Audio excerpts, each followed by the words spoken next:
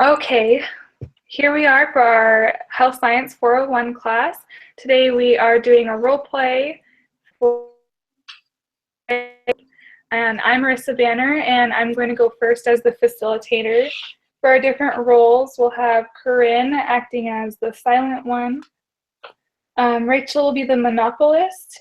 Victoria will be the composed participant ready for help, and Ashley will be the help rejecting complainer. So we're going to go ahead and get started. Okay. Hi, everyone. Welcome to our support group for diabetes type 2. My name is Marissa Banner, and I'm going to be facilitating this discussion today. Before we get started, I just want to go over some rules because this is a support on each other and everything. We just want to make sure to be courteous and respectful and further. There is one thing, because we want to give everyone a chance to participate, if I feel that the discussion is going the wrong direction or someone's taking up too much time, I'll interrupt you, kind of shorten your comments so that we can make sure everyone has the opportunity to participate tonight. So a couple things that I wanted to discuss today. But before we get to that, can we just go ahead and introduce ourselves, probably your first and last names, and let's say our favorite animal and your favorite pastime. Like I said, my name is Marissa Banner. My favorite animal is definitely an elephant, and my favorite pastime is probably spending time with my husband and my dog going outside for walks. So whoever would like to go next. I'll go next. I'm Ashley Simon, and let's see. My favorite animal would be an owl, and I actually enjoy hiking a lot. Perfect. Did that answer the question? Yeah. Yeah, thank you. Who would like to go next? Okay, I'll go. I'm Victoria Mead, and my favorite animal is also an elephant. And one of my favorite pastimes is probably traveling. I think traveling in general. So. I'm Rachel Farnes. My favorite animal is a hippo because you just never know what's going to happen with a hippo. And they can just do whatever they want. Like one time, like they're nice and then they're mean and then you just don't even know what's going to happen, you know? And then my favorite pastime is watching movies. And my current favorite movie is Collateral Beauty. Have you guys seen that? It is great. If you haven't seen it, you need to watch it. It's fantastic. Like, best Will Smith movie I've seen in a very long time. Good to know. Thank you. A little bit better knowing their favorite animal and their pastime. So this week is our second week getting together. Last week we had an opportunity to go over some goals, and we talked a lot about physical exercise and healthy eating. So I know that we set some goals individually, and you wrote those all down. So let's just briefly go ahead and talk about some of the goals that you set and how well you kept up with them the last week meetings.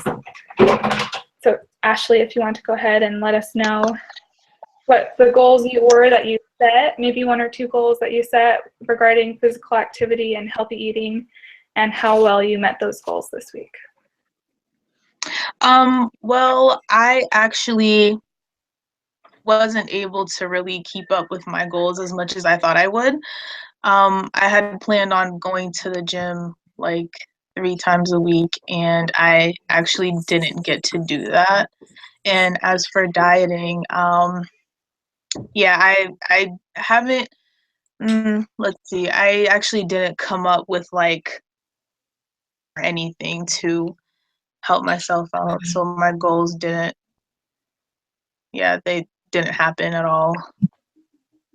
Okay, that's all right. We're all in a work in progress. What do you think were some of the barriers that meeting your goals this week?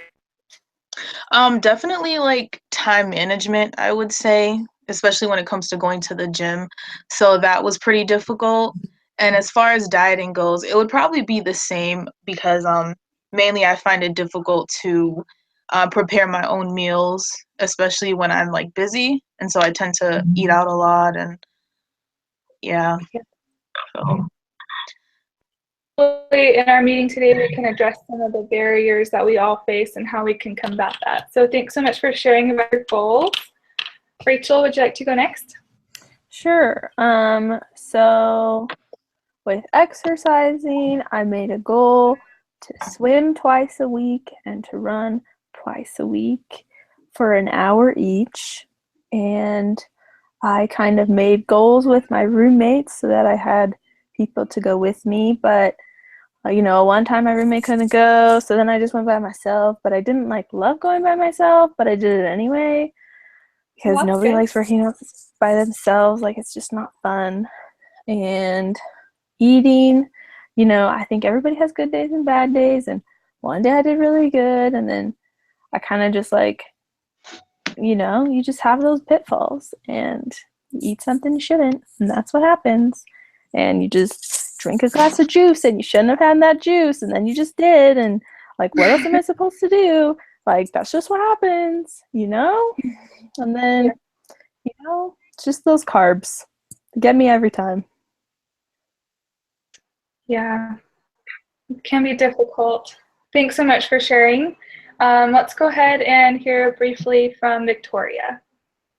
Yeah, so I just loved our meeting from last week and I was really excited about it. And so I started off my week super well. I was walking every day, which is something simple. And then I was making sure that my meals, half my plates were fruits and vegetables. So just really, really excited to talk about what different types of foods I could incorporate. I really liked that I could add fruit to my salads and that would help supplement some of my fruit intake. And then I also just loved the idea of taking advantage of the stairs in my apartment complex and just getting really active here in the smaller ways when I don't have time to necessarily go to the gym. So I loved all the ideas that everyone shared, and I'm excited to keep incorporating the rest of them. So. Perfect. Thanks so much for sharing your experience, Victoria. So hearing a little bit about everyone's experience, it sounded like there were some barriers. Let's see, we heard a little bit from Ashley what her barriers were and a little bit from Rachel. I think that we can do when we hit those barriers where sometimes we don't want to get out and exercise, or it's really tempting to go out and eat because we didn't have time to make our meals that day. What are some ways that we can, or I guess, attack them or be able to make them work for us? Something that I like that I was able to do this last week was to just get a little bit more exercise.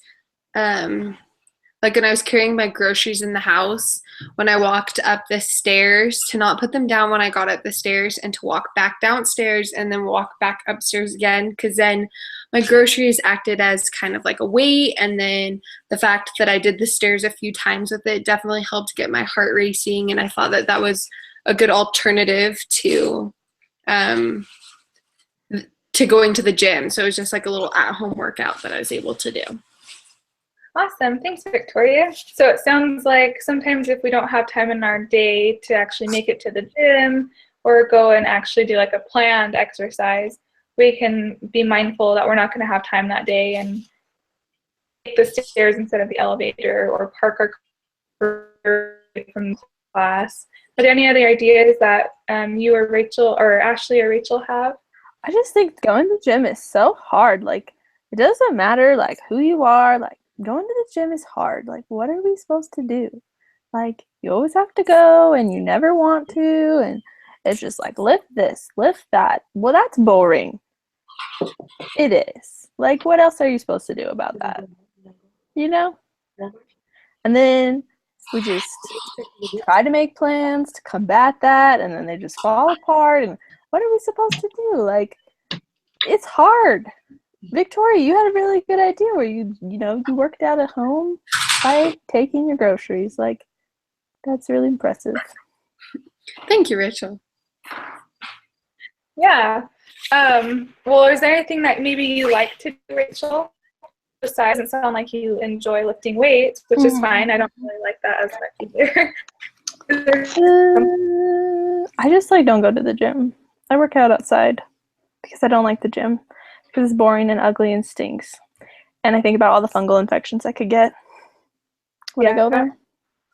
I don't want any of them. So, I mean, could you say that one more time? Yeah. Do you when you're outside, do you like to play sports, or do you go for a run, or do you do your weights outside, or what do you do? Playing ultimate frisbee and running, and then I like swimming, so I'll usually go to that's kind of going to the gym, but not, because a swimming pool could be with the gym or not. And so we just gotta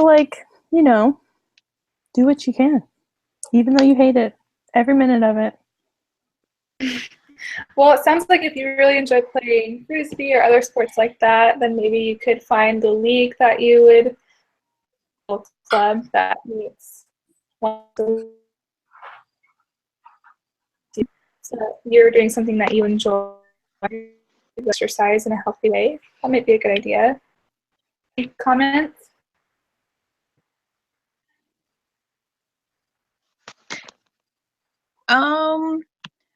Yeah, I have a comment. I was, I'm just kind of thinking about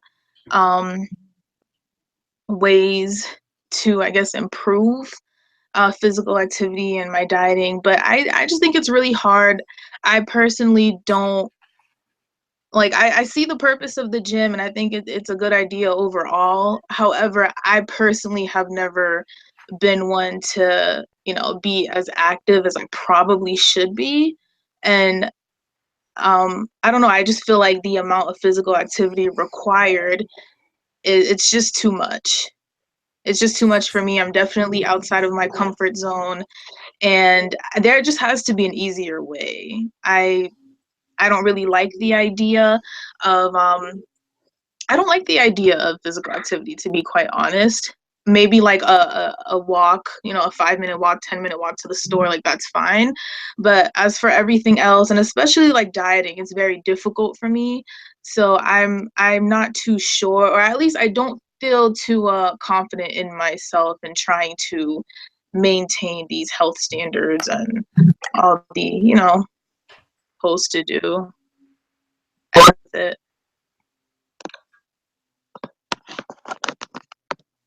Receiving a diabetes type 2 diagnosis, or you kind of aren't really sure what to do because this has become your life. And I think that for me, it's helped because I don't really like to get out. I used to like to get out and do physical activity, but it helped, that I have a dog and he needs to get out and get outside. And I'm not saying that you should just go and buy a dog just so you can have someone to walk with, but that might be something that would help. Or I know that for us, it started out with just little walks, maybe just down the street. Or I heard the story of this guy who lived really close to a convenience store and would always want to go and get a candy bar or a soda or chips or whatever because he lived so close. And so what he did was, it was probably a mile or so away. So what he did was every time he had the urge to get in his car, he would mile there and see if once he got there and had walked the mile, if he still really wanted to, or the chips or whatever. And he started seeing results because he already put in that mile or however long it was to get there. He didn't want to, I guess, backtrack on those results. So that's how he made progress. So I think there's a little to help us kind of get back on track. Or if we start walking 5 minutes a day, maybe the next week we'll be more inclined to do 10 minutes a day because we enjoyed the 5 minutes. I think maybe little by little instead of whole drastic change all at once was special to us. Does anyone have any ideas?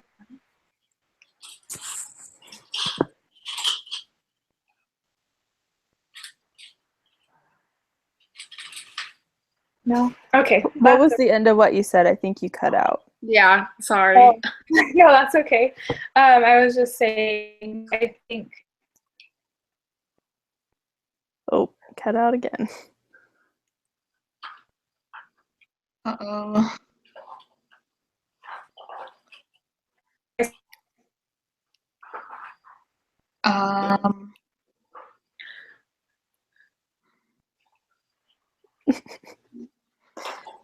Marissa, Sorry, it keeps I'm still freezing. out of time.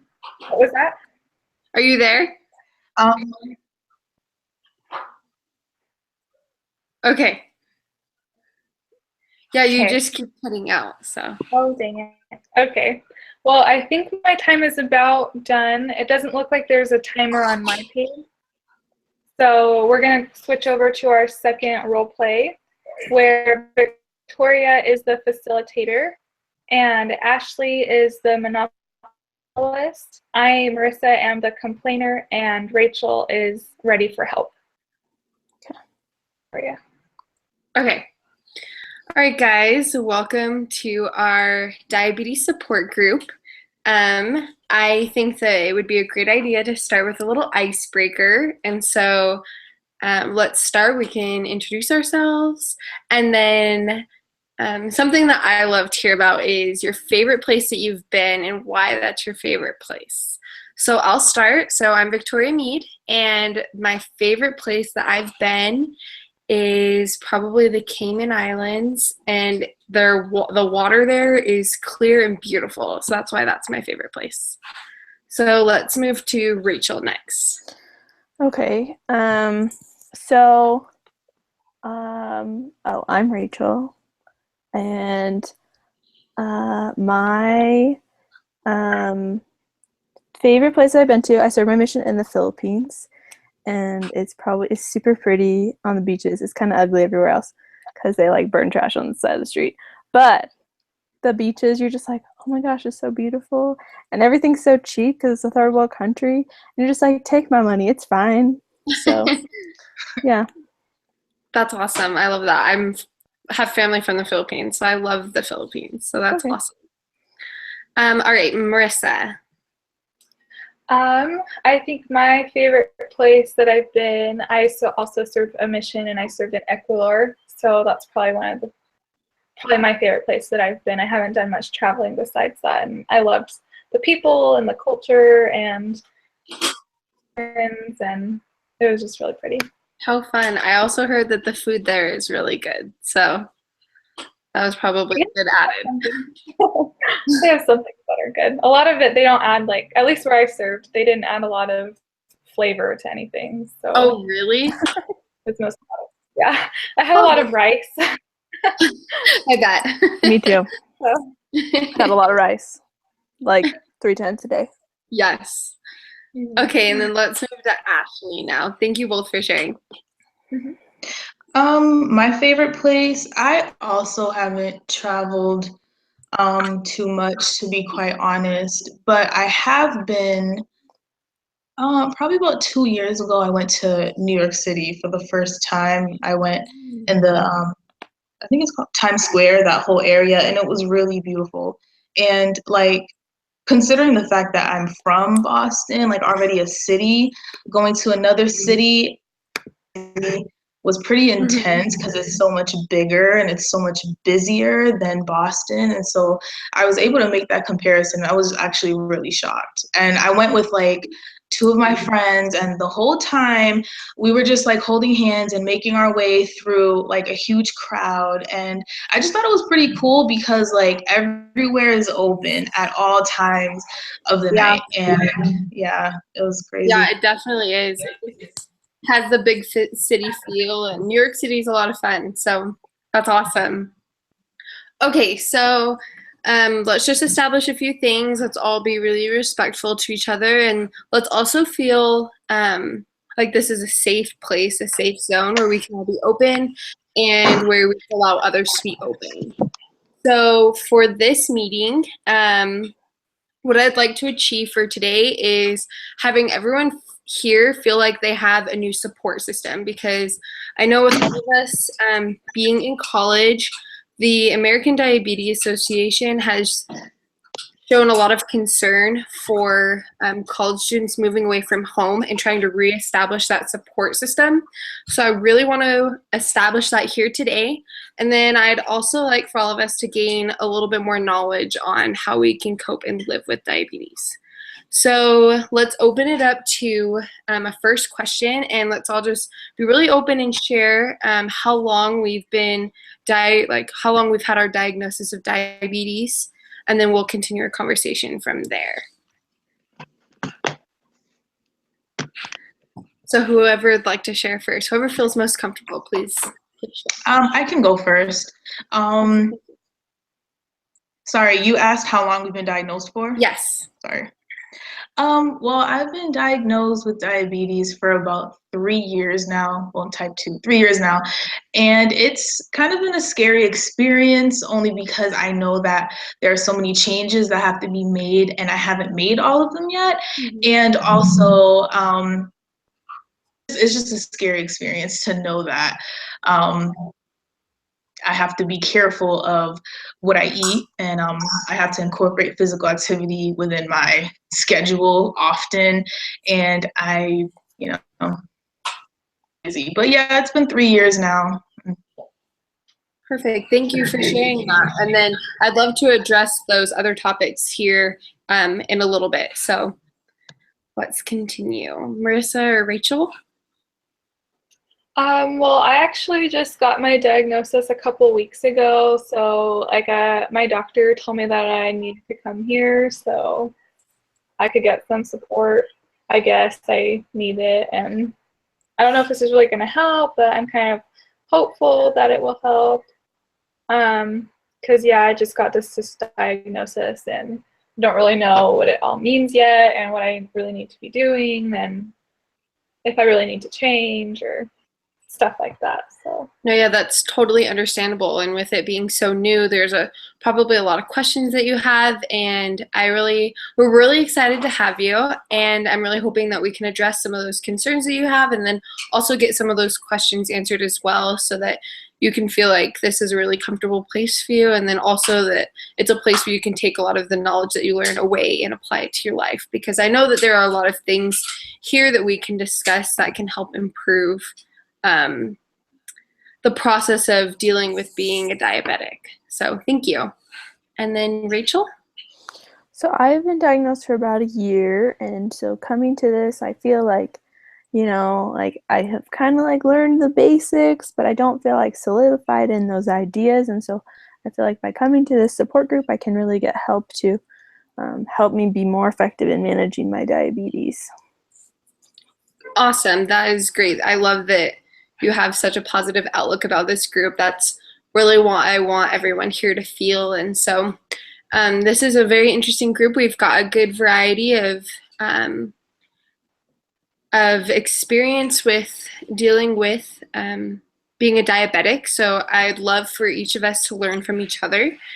So let's go ahead and open up to what are some struggles you have with managing your eating schedule and your work schedule as well. Because I know that for an average college student, they can really eat whenever they want and it won't really affect them. But for diabetics, it's interesting because you have to plan your eating schedule very on time, because if you don't, your numbers get messed up and you start to lose focus in class. So I'd just love to hear about how you have either done well or struggled with managing this eating schedule, and then also managing school with that schedule, if that makes sense.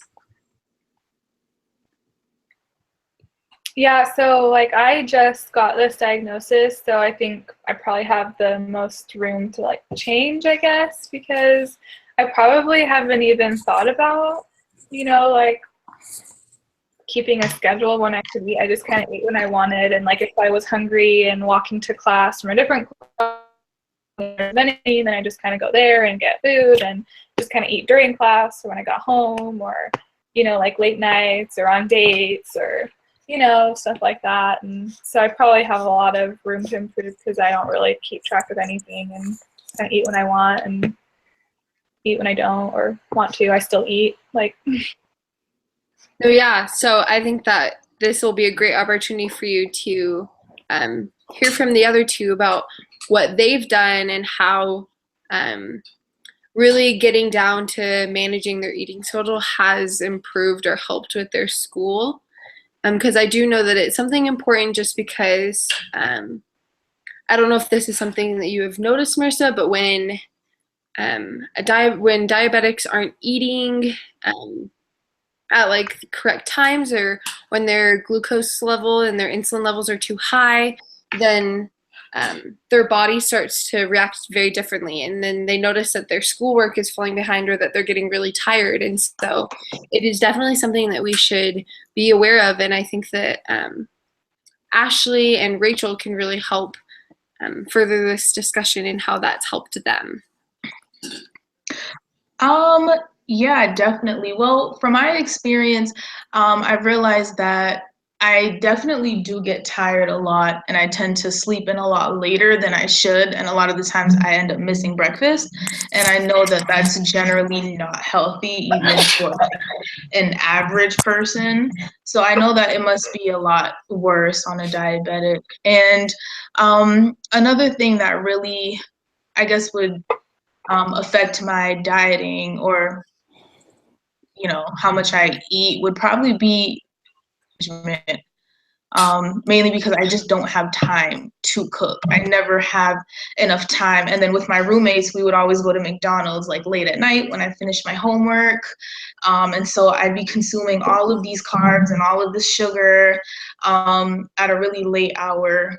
Well, I shouldn't be having it anyway, but yeah. And so it's just really tough being a student and having to maintain all of that, while being a diabetic. So that's my experience. No, yeah, definitely. It definitely is difficult to manage time and school and social life, and also making sure that we're eating properly. There's just a lot of different struggles or difficulties with that. So, and then let's go ahead and give Rachel a chance to add her input to the discussion. So I think because of this diagnosis, I've had to change my life, and I've had to figure out how I'm going to make myself feel better.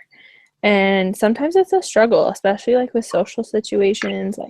My friends want to go out to eat, but I'm like, well, what am I even going to eat at that restaurant? That isn't going to, make me feel sick later. So I struggle with that. But I think because, we're students, every semester I try to find I found that this helps. I set a set schedule of when I eat. And so that kind of gives me a set thing across the day of when I have time to do that. And sometimes if it's a busy part of my day, or I'm studying and I'm in the zone and I don't think about it, you get into that and you just 5 hours are gone. Yeah. Sometimes I'll set alarms on my phone so that I'll eat something or check my blood sugars, just because that helps me. And I think that that's a really good tool to use. And I don't know. Yeah. No, yeah, I love that idea. That was something I was going to recommend, is making when you eat a part of your schedule. So we all go to classes at a set time, and why don't we also just make our meals also part of that set time? And Rachel, I love your idea of setting an alarm so that we don't forget, because I know it's easy to get distracted, and just, I know you were mentioning, Ashley, sometimes there just isn't a whole lot of time in the day. And I think something that would help with the social aspect, and I know that you had mentioned this, Ashley, with it being difficult with friends and going out late, is I think that just getting your friends on board with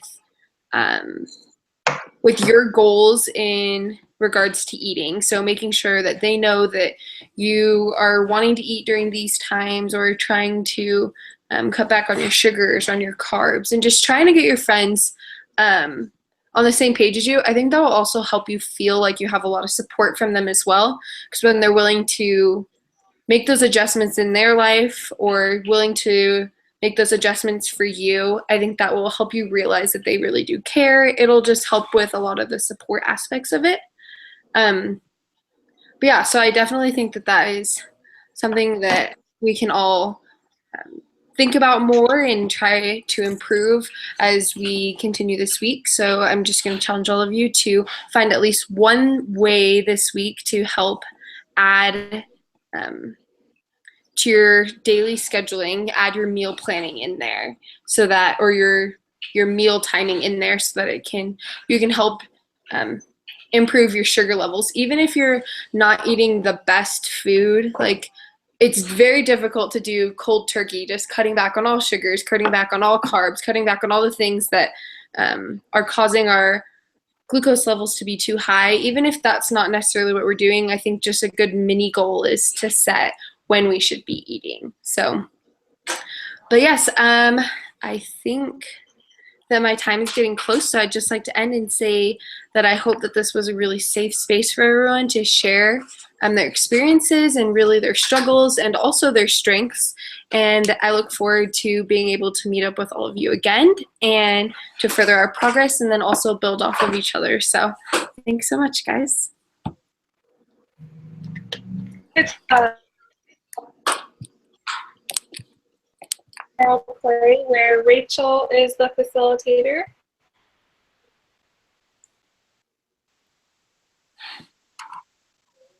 Projecting complainer, and Ashley will be the participant ready for help. So go ahead, Rachel. Hold on really quick. I didn't hear you. What was I this time? Victoria, you are the help projecting complainer. Perfect. I got it. Okay. Hi guys, I'm Rachel. I'm really glad that you guys are here today.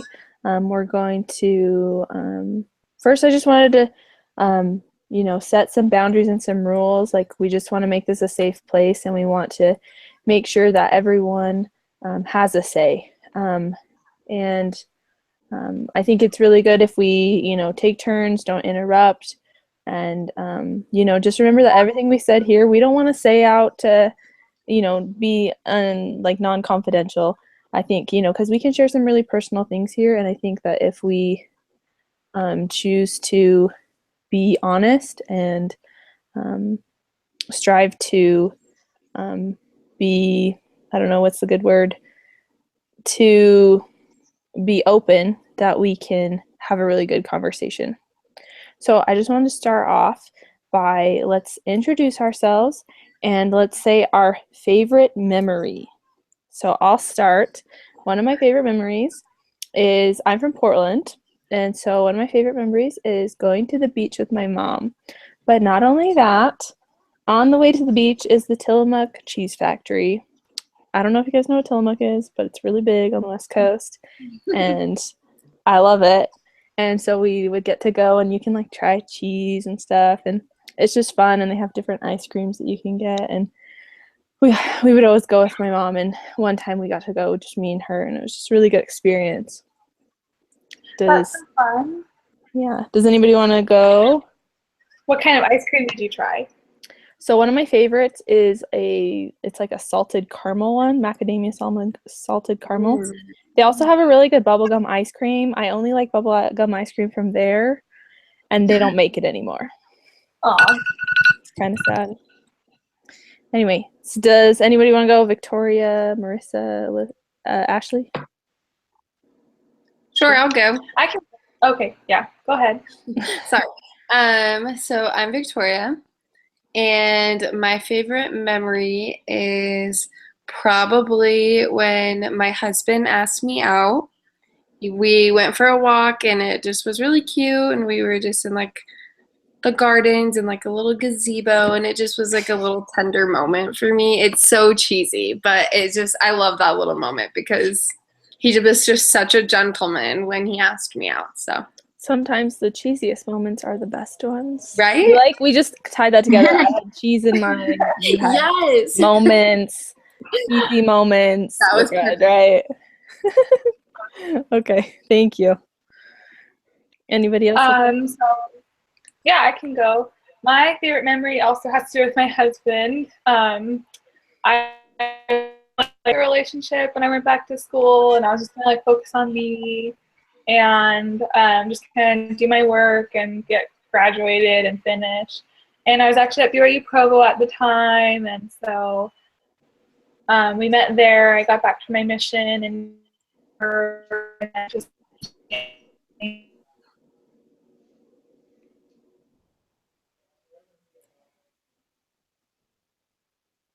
so he asked me out, and we went to I can't have dairy, so he wanted to go to ice cream, and I was like freaking out, like, oh no, every guy that has asked me to go out to ice cream has always flipped because I can't eat it.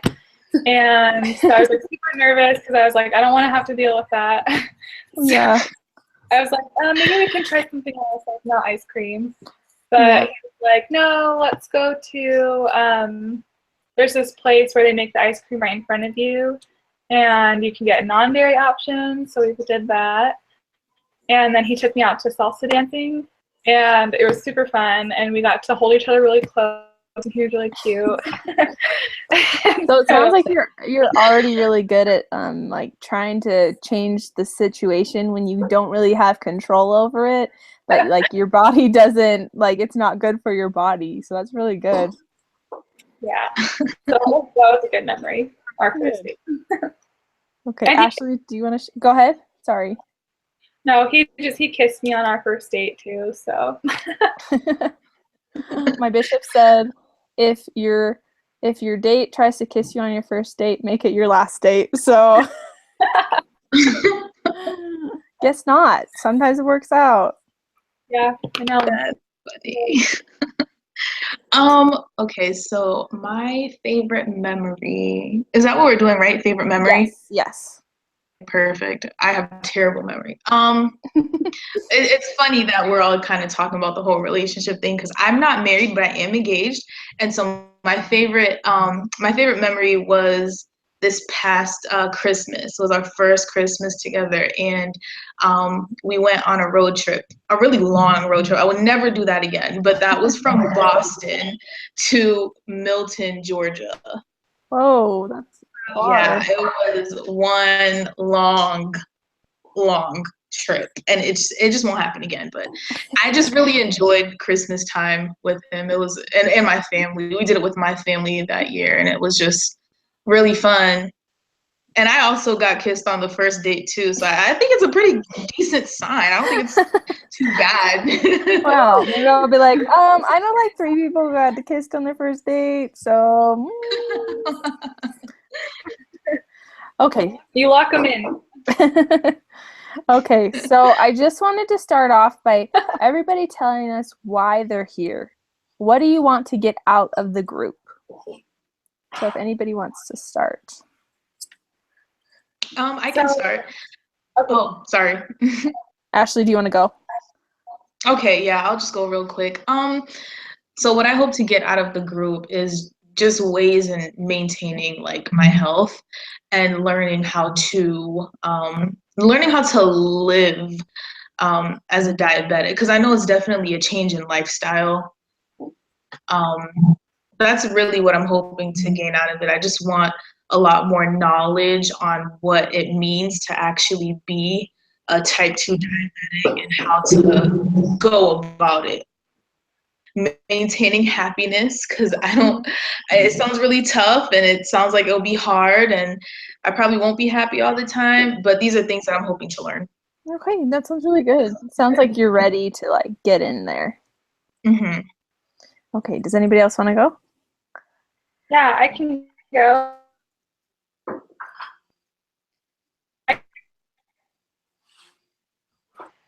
I need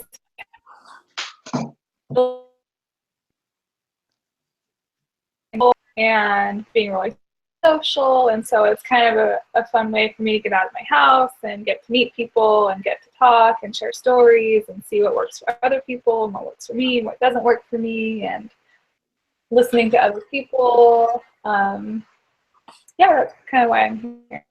Okay. So yeah, I think a social aspect of diabetes is really important. I think a really something I want to establish today is creating a buddy system, creating someone that you can always rely on, and having that support system. And it may not be like everyone in the group, you know, sometimes there's someone you just don't like. That's okay. But if we have someone that we can rely on and be their buddy and be their, you know, confidant, like if they're having a rough day, they call you, they text you, hey, I need some words of wisdom. I need a little pep talk to get me through the day. I think that'd be really good, you know, to help us to, you know, establish that today. It's just to give us a good foundation. Victoria, do you want to go ahead and answer that? Yeah, I just have been really struggling with being diabetic, and my husband told me that I really needed to come to these, and so I don't know. I don't really know how I feel about like this whole idea. I just kind of like wanted to cope on my own, but he was really adamant about making sure that I was here. So Okay. Well, it sounds like, you know, he's a good support for you. It sounds like he wants you to do well. So yeah. how long has everyone have diabetes? And do you think there's anything that led you down this path? Is there any one thing, like, do you think it's a family thing? Do you think it's you drinking soda? Like, is there something that is your trigger that you think led you down the path to becoming diagnosed with diabetes? Let's see. Sorry, you can go. Yeah, so I have been a diabetic for a year and a half, and really I just feel like we all get something in our lifetime, and I think diabetes picked me. I don't know, I was living life like everyone else, eating what I want, exercising when I felt like it, but it seems to be like it picked me because everyone else who does the lifestyle I live didn't seem to get diabetes. So Okay. Is there anything that we could help you with? I really want to just feel understood. I think I want to have that support group and that love and that help, but I just don't know if it's like there for me. Okay. Does anybody else want to share? Yeah, I can go. For me, I think what started it all is that I didn't come from a family that really emphasized what it means to maintain health, and so I was always eating what I wanted. I was always eating what I liked, and that consisted of like chips, candy, Pop Tarts, soda, juice, and I didn't balance anything out. You know, in the morning, I would probably just reach for some Pop Tarts and eat 4 of them. And I just lived that way for years. And eventually, I just got diagnosed with diabetes. And now that I think back on it, I definitely see why. My diet was always a weakness of mine, but I'm really excited to be here and to figure out a way for me to do better. I know that it's definitely possible. Okay, and how long have you been diagnosed? 3 years now. Okay. So we're just keeping on building some stepping stones, it sounds like. Mm-hmm. Okay. Marissa, would you like to share? Yeah, of course. So I've been diabetic for about 2 years, I think. Probably like 2 years ago, I started coming to the support group or to a support group. I was first diagnosed because I didn't really know anything about it or anything like that. Because I thought I was like doing okay, but maybe I wasn't because I don't think I was really exercising, and I probably slipped in my eating and hanging out and going to parties and to friends and then going to class and then getting food. And anyway, so I started going to the support group when I first got diagnosed, but then I kind of like bit and I didn't go for a while, and so I'm kind of trying to come back to the support group because I like the social aspect, like I said before, and can feel more connected and know that there's people around me at school that are going through what I'm going through. Help them and make friends, not feel so judged by people who don't know what I'm going through or anything like that. So it sounds like the support system is like what you're looking for, having the social aspect of us being here for you, and we understand because we're going through it. And, is that kind of what you're looking for? Yeah, I think I just really want to have friends that know what I'm going through. Because a lot of my friends, like none of my friends are diabetic, and so they don't really get it. And like sometimes they might be bad influences on me because they can kind of feel like they can do whatever they want, exercise when they want, eat what they want, how much they want. The consequences right now for them, but because of my condition, and I just kind of need support from everyone and have people know what's going on and stuff like that. Okay. Well, I just want to, let's pick a buddy and swap numbers so we can have a text going on. And if you're having a hard day, let's talk about it. Be like, I'm having a hard day with this. I'm having a hard day with food. I'm having a hard day with exercise. I'm having a hard day with whatever it may be, a stressor in your life, so that we can have that support system and so that we can, rely on one another. And that will help us to become stronger as a group. Does anybody have any questions? Okay, so our time is up for today. Thank you. Perfect. Okay, so for our last role play, we're going to have Ashley as the facilitator. Victoria will be the monopolist. Rachel will be the help rejecting complainer, and Marissa, will be the participant ready for help. Awesome.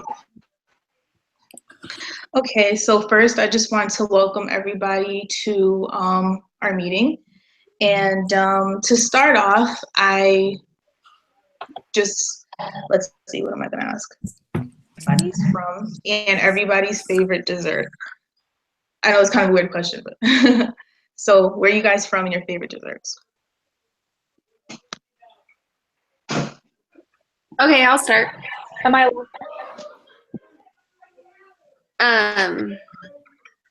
So I'm from Las Vegas, but I went to school in Idaho, and then my husband is from Texas, and so right before we got married, his family had me fly out, and they gave my driver's license, everything to Texas. So I consider myself a Texan. So I love Texas. And then my favorite dessert is by far creme brulee. I love creme brulee. Best creme brulee I've probably ever had was at Ruth's Chris. Really good. So, yeah. Awesome. I've actually never had that before, but I definitely heard it was good. So it's a goal of mine to at least try it. Yeah. Awesome. So I'll go. So I'm from Portland. I just say my favorite dessert, right? I just totally blanked. Okay. I probably have two favorite desserts. One would be like a cranberry cheesecake bar that my mom always makes at Thanksgiving. And it's like a crumble kind of, it's weird. It's really good though. Or the Costco chocolate cake that's like 6 layers. That sounds favorite. That sounds great. I know, right? Okay. So I'm originally from California, and my husband and I got married in Utah.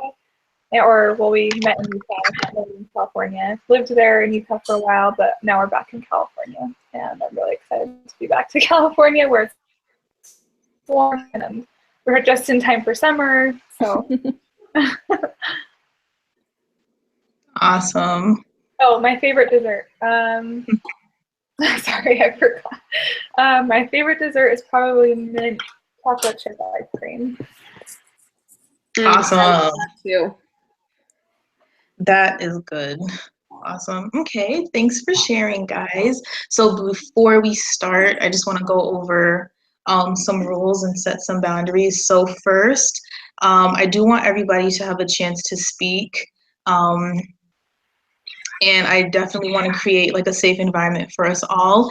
And above all, I do expect us to maintain respect for one another and all of our thoughts and our opinions and even our struggles. And whatever is said between us here in this meeting remains here. And so with that being said, to ask is, when were you guys diagnosed with diabetes?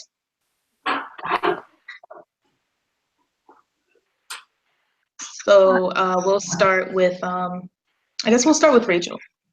So I was diagnosed like 5 years ago, and like I've tried this life and it's just so hard, but I try and it just doesn't work. And I just, like I, try to do my diet right, and I try to exercise and take my blood sugars on time, but it's just so hard. And, like life is hard already, and then you have to add all of this on top of that. Mm-hmm.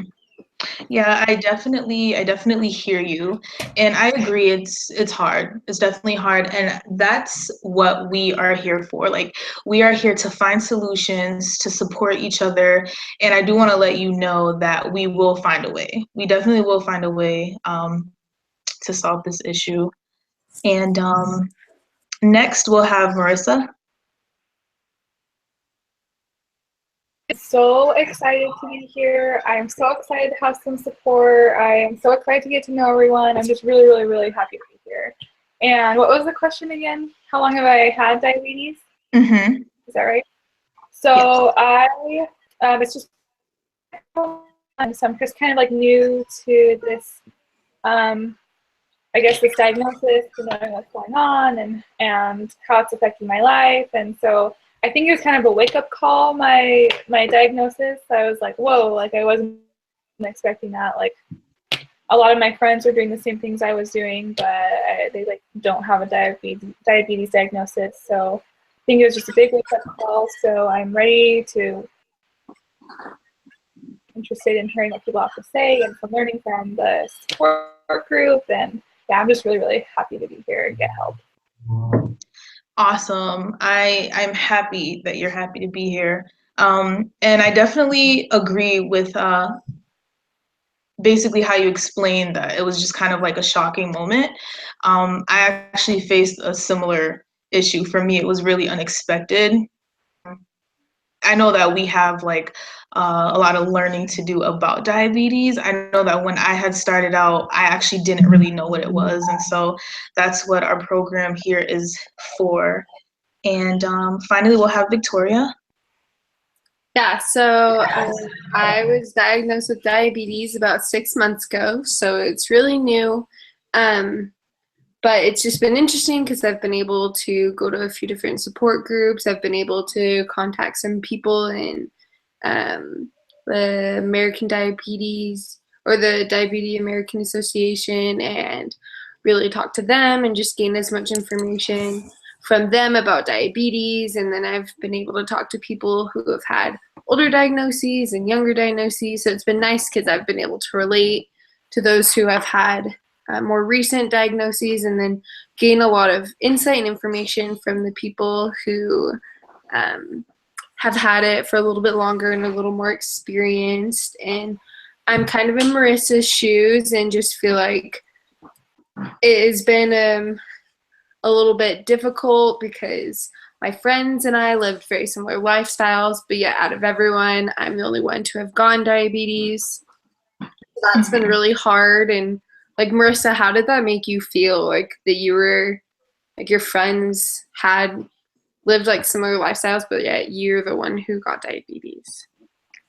Yeah, I felt like shocking. I wasn't expecting it. I kind of honestly thought like my other, out of any of us, there'd probably been like her, but nope, it was me. And so, I think it was a wake-up call. And I think probably to my friends too, living the same lifestyle and I mean, I don't think that they expected me to have a diagnosis. So Yeah. I think that all of us have kind of been like, wow, this is like a real thing that happens and out of control sometimes. So Yeah, awesome. Thanks for sharing, guys. And so, one thing about having diabetes that's extremely important is maintaining our dieting. And there are certain foods, actually most foods I would say, that we're really limited to, and some that we should replace overall. And so what I wanted to ask is, have any of you found any like replacement foods at all?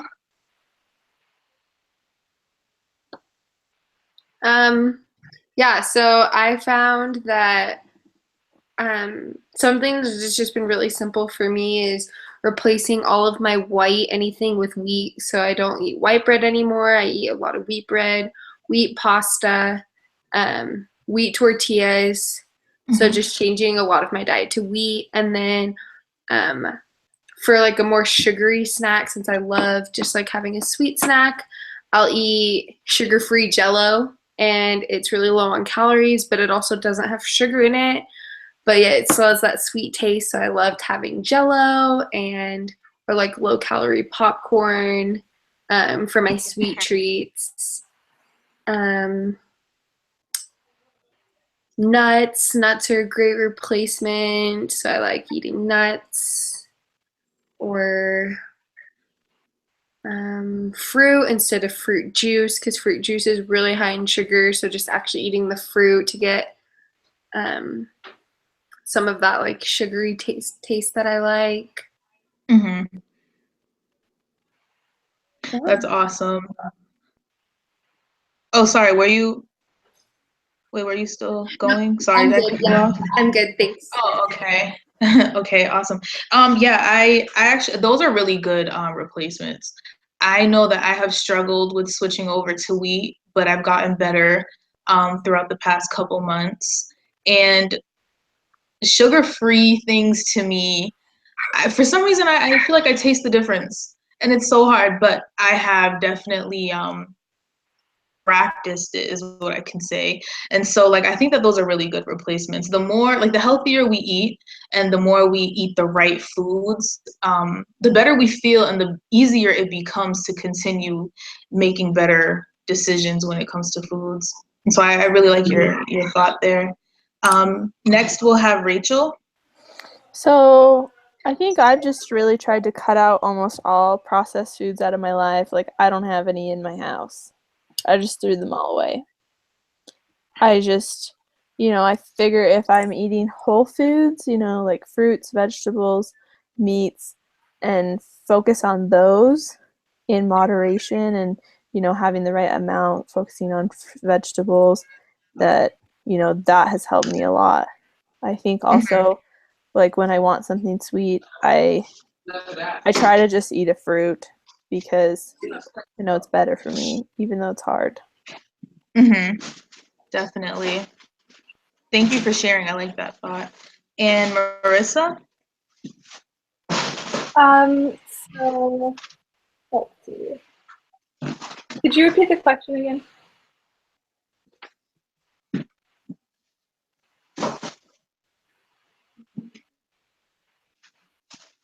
What was the question? Sorry, did you?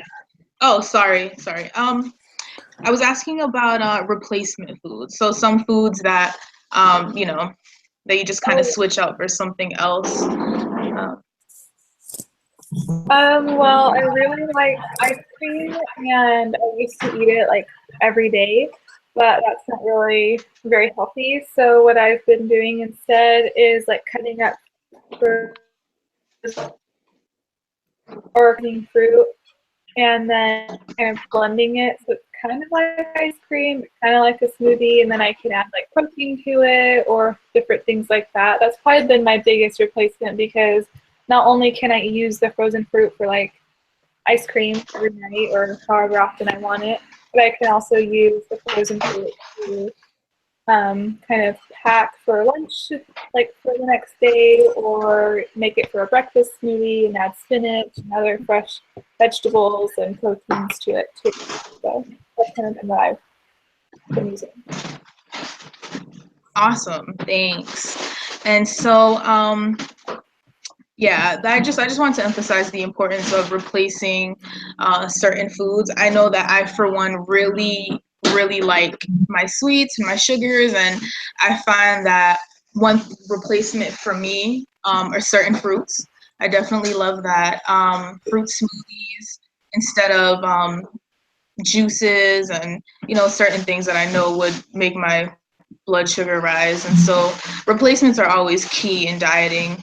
And ask you guys how your environment basically like affects your schedule when it comes to physical activity and when it comes to your meal plans. Like, for instance, having roommates or your friends or your family, like, does any of that affect you guys at all? I think roommates affect mine so much. It all depends on who's my roommate, how I eat, and what I focus on that semester, and how much I eat, and I don't know. It's so hard, I think. It's just a struggle every day, I think. Definitely. And have you found any solutions, or have you thought of any changes you can make? When they say, hey, do you want to go to McDonald's or Wendy's or whatever? I'm like, oh, no, I'm good. Like, I choose to make that decision. And I've decided, if it's once a week that we're going to go to, like, Texas Roadhouse or Red Robin, like a bigger place, I will go. But if it's a middle of the week, last minute decision, I'm not going to go because it's not worth it. And if I, have that one day where I do allow myself to have that, it helps me. Definitely. Thank you. And next, Victoria? Yeah, so I definitely think my work schedule really affects my diet. I have really crazy work hours and I travel a lot for work. So I'm always in a car, always on the go, just always somewhere that's not the best for me to like the best scenario for me to be eating like the healthiest or eating exactly like having total control over what I want to eat, especially when I travel with coworkers. I can't be the one to always say like, oh, we're gonna stop at this organic healthy place and get salads, because not everyone wants a salad for every meal. So it just has been interesting to like adjust work and eating and the scheduling and making everyone else happy as well. But Definitely. And Marissa? I think that I really struggled because I took on a full-time job and I'm a full-time student, and all my classes are online, which is helpful, but with a full-time job and then the commute, it was like I didn't have a lot of time in the evenings to prepare dinner, let alone prepare my lunch for the next day. So I would eat out a lot, and then when I got to work, my boss would stock our break room, and it was always stocked with like soda and chips and cookies, and not all like nothing healthy, just get through the work day. You think that you're not going to go and need it, but then you just pack lunch, so maybe you'll heat up one of the ramen cups or like a Hot Pocket or something like that, and then you want a cup of M&M. Your shift is going long, and so I think that was a struggle, was not really having a lot of time because I had full-time work and full-time classes, and then having easier access to unhealthy foods. Right. Yeah, I can see how that can be tough, especially when you're faced with so many things that you shouldn't have, and being the only one who doesn't partake of it, and it could be.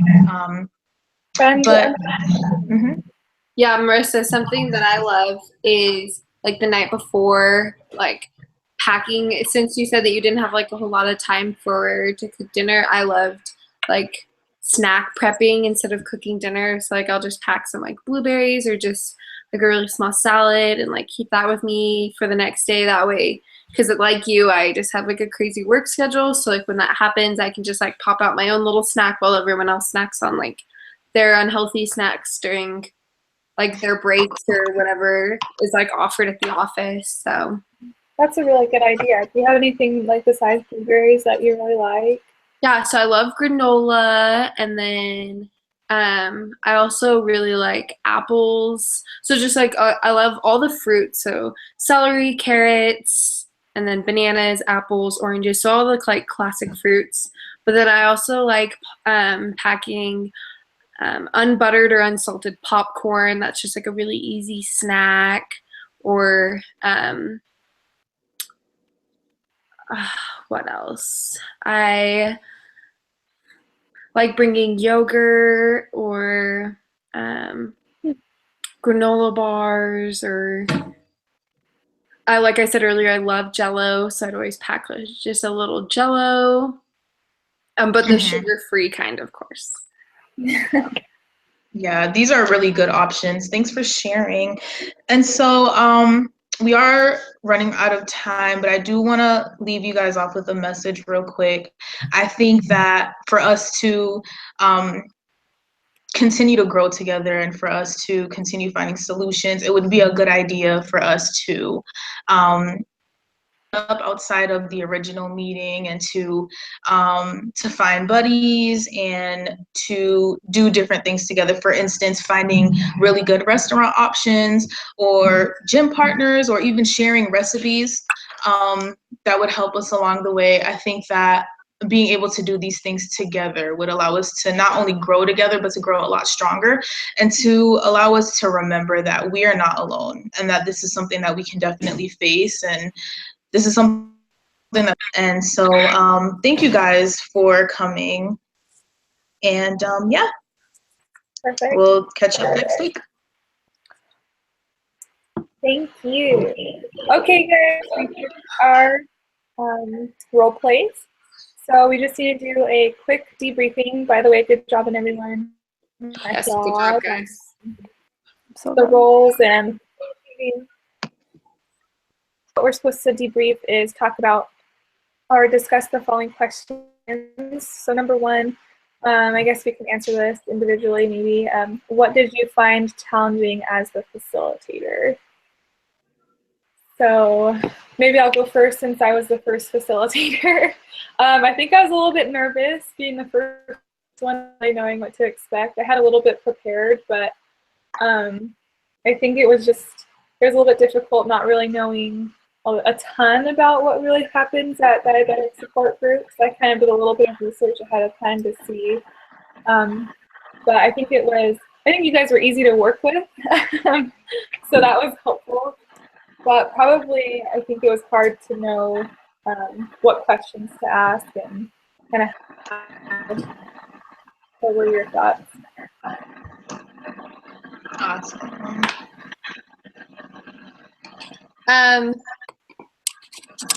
So I thought that something that was difficult about being the facilitator was not being the whole conversation.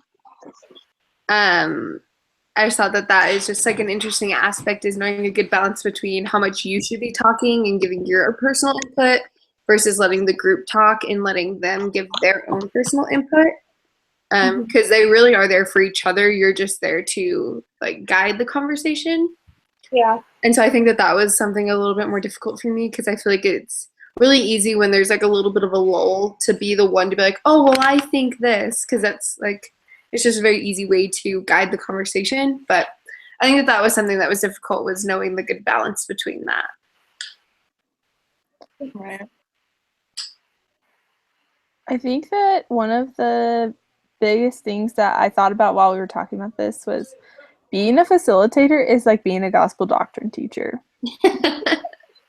Or like being a missionary. Like you have to be okay with those lulls and stop the like silences. And then you have to like ask a question to engage everyone. Mm-hmm. That's the way to do it. And I think like at first it's hard because you're just like, I don't really know what we're supposed to talk about. But you have to guide this conversation and ask the right questions. I think that's a really big one, is asking the right questions to get the conversation going. Yeah. Right. Let's see. I would say that the hardest thing about being a facilitator is finding the right things to say. Because being in a group, you're dealing with so many different people who face different struggles and who are just different. They have different mentalities and work with different people. It was a little difficult, mainly because monopolist. You don't want to like cut them off and continue the conversation. And so finding the right things to say while maintaining. I was waiting for you to cut Victoria off when she's like, I like fruits and like all these fruits, and I was waiting for you to go in there and cut her off, and then that was difficult for me because I feel like in a meeting you don't want to like. It's important, you know, to stay on track and to not have someone be a monopolist, but at the same time, you don't want to jump in and cut them off and make them feel discouraged and make them feel like they don't want to be here. Yeah. And you know, and she was giving some pretty good, you know, options. If she were off topic, then maybe I would have just reeled it back in or something. So, but yeah, so I just feel like it's difficult working with different kinds of people and just trying to make them all feel safe, you know. mm-hmm.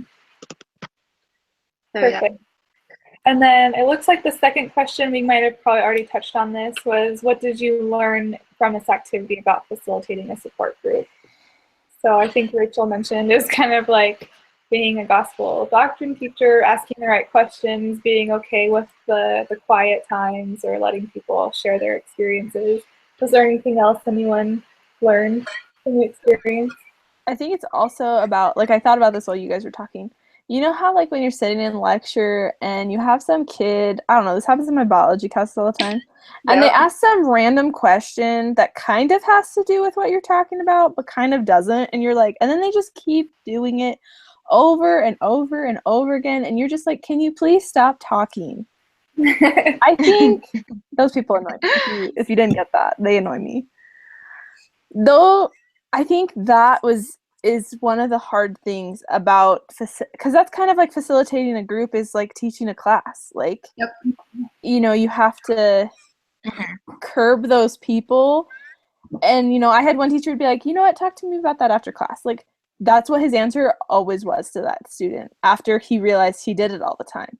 Mm-hmm. And, you know, I think it's about finding those simple solutions to the group that can help you to make it better. Because, like, I don't need to listen to his 10-minute conversation of how whatever works. Right. So, yeah. I just thought something that I like really learned or noticed about facilitating or this activity is, and I think this is something I would have maybe changed if I had to do this again, was establishing like a positive environment and making it so that like everyone had to share like a thorn and a rose, so like a good and a bad. But mainly because I found it difficult to like work with having someone who was really, really excited to be there and then someone who was like, life sucks, this sucks, everything sucks, and it's like, you're like, kind of, but let's have a positive attitude. But it's like hard to say that because it's like you can't tell someone like, be happy. Oh, well, I have diabetes. How am I supposed to be happy? So I just think like finding a good balance between like, okay, we can all agree that this is hard. So like there's our thorn, but like let's find a positive and like there's our rose. So I just think that that's something I would maybe do different. That's a really good idea. I liked that. I think that was probably something challenging as a facilitator too, was like, well, this person is excited and has good ideas and is really the only one that's positive, and then right. there's other ones in the corner that aren't really happy to be here, don't really think that it's going to help them or anything. So. Right. Yeah, I actually really like that idea. I noticed, well, I learned something a little similar, because for me, like, I was just thinking we can't you know, I can't really control like the people in the group, like how they might feel or who might be negative. But what I did learn from this experience is that I was trying to be positive the whole time. And so I remember when um the rejector was, but I know that whenever I heard like the rejectors ideas and stuff, I was always like sure to, you know, make them feel hopeful and to let them know that they were supported and that we can get through it and that we're not alone. And I feel like that's one thing that's really important about a facilitator. Basically, like Victoria said, kind of establish positivity and then to demonstrate it to everyone in the group, regardless of the negativity they might have. And I feel like, you know, it'll work out for everybody. I like that.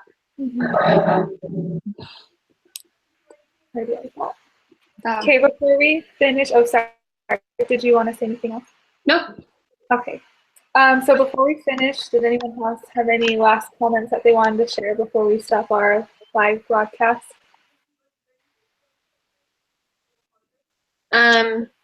So I know we have just a couple minutes left, but for my internship this semester, I'm working with Huntsman Cancer Institute in Utah, and my like position with them is I'm a part of their community outreach team, and so they send me out to the community a lot to like educate people on cancer.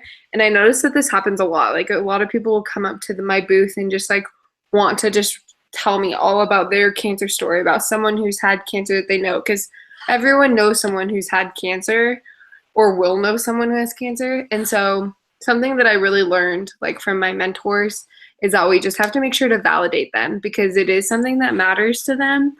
So that was just like something that I tried to keep in mind a lot, but that's also something I learned that is important like through this group activity. And I think we all did a really good job of doing that, is like validating the person on like how they feel and what they say, but then also kind of like Ashley said, like demonstrating the positive aspect of whatever you're validating. Yeah, awesome. I like that. That's so cool that you get to do that for your internship. That sounds really interesting. Yeah, it's a lot of fun. So cool. Well, I think that you guys all did a great job. So I'll go ahead and stop the broadcast now, and then we'll go ahead and if anyone has any last minute questions for next week or looking ahead, we'll go ahead and talk about that. So I'll just kind of stop it.